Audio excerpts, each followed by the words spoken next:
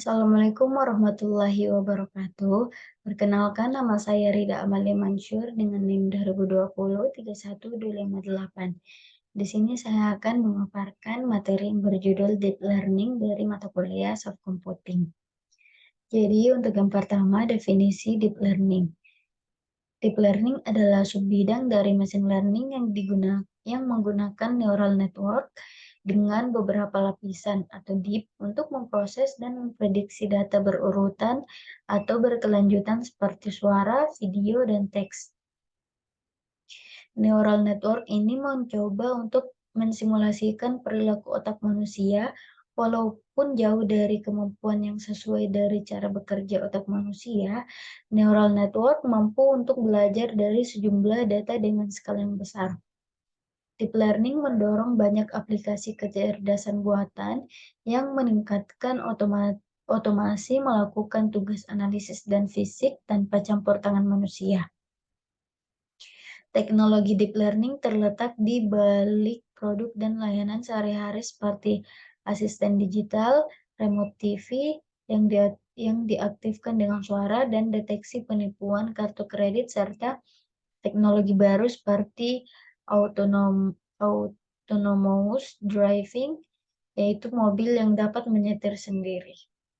Adapun macam-macam algoritma deep learning, yaitu ada convolutional neural network, ada recurrent neural network, ada long short term memory, juga generative adversarial network, ada autoencoders, ada deep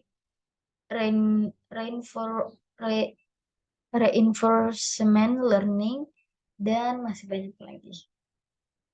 Jadi untuk algoritma NNN ini adalah jenis algoritma deep learning yang sangat efektif dalam tugas pengolahan citra dan pengenalan pola visual.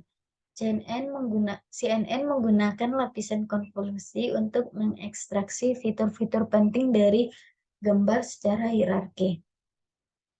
Adapun langkah-langkahnya yaitu convolutional layer. Lapisan konvolusi adalah inti dari CNN. Lapisan ini terdiri dari sejumlah filter konvolusi yang digunakan untuk memindai gambar input. Yang kedua yaitu activation function. Setelah konvolusi, hasilnya dioperasikan melalui fungsi aktivasi seperti rectified linear unit untuk memperkenalkan non-linearitas ke dalam model.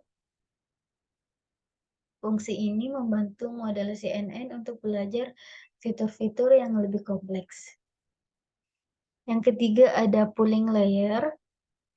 Setelah lapisan aktivasi, pooling layer digunakan untuk mereduksi dimensi spasial dari fitur-fitur yang dihasilkan.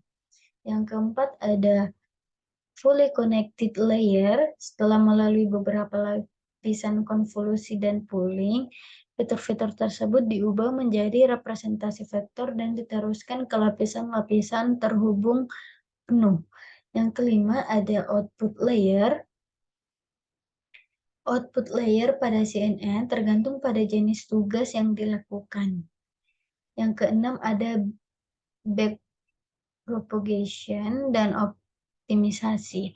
Setelah output dihasilkan, proses backpropagation digunakan untuk menghitung gradien dari setiap parameter dalam jaringan dan mengoptimalkannya menggunakan algoritma seperti stochastic gradient descent atau varian lainnya. Yang ketujuh yaitu pelatihan dan evaluasi. Model CNN dilatih dengan memberikan contoh-contoh latihan yang dilengkapi dengan label atau informasi target yang benar. Selanjutnya yaitu algoritma CNN. Algoritma RNN maksudnya adalah jenis algoritma deep learning yang dirancang untuk mengolah data berurutan seperti teks atau waktu. Jadi RRN memiliki sambungan berulang antara unit-unit yang memungkinkan informasi untuk mengalir maju dan mundur melalui waktu. Berikut langkah-langkah umum dalam algoritma RNN. Yang pertama adalah hidden state. Setiap unit dalam RNN memiliki unit tersembunyi atau hidden state yang bertindak sebagai memori internal yang menyimpan informasi dari langkah sebelumnya.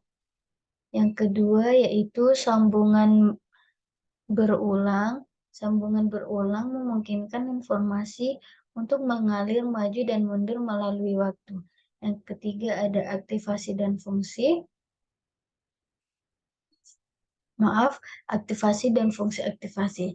Setelah sambungan berulang, hasilnya dioperasikan melalui fungsi aktivasi seperti tangan hiperbolik atau sigmoid.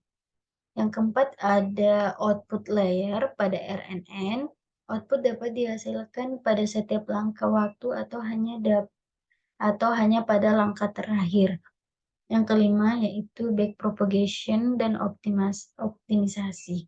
Setelah menghasilkan output, proses propagation digunakan untuk menghitung gradien dari setiap parameter dalam jaringan dan mengoptimalkannya menggunakan algoritma seperti stochastic gradient descent atau varian lainnya. Yang keenam yaitu pelatihan dan evaluasi. Model RNN dilatih dengan memberikan contoh-contoh latihan yang dilengkapi dengan label atau informasi target yang benar. Selanjutnya ada algoritma Generative Adversarial Network, yaitu jenis algoritma deep learning digunakan untuk pembelajaran generatif. Adapun terdiri dari dua jaringan saraf yang bersaing untuk GAN-nya, yaitu generator dan diskriminator. Untuk langkah-langkahnya yaitu ada generator, diskriminator, adversarial training, tujuan optimal, penerapan, dan penggunaan. Selanjutnya yaitu algoritma autoencoders. Autoencoders ini adalah jenis algoritma deep learning yang digunakan untuk melakukan representasi pembelajaran secara unsupervised.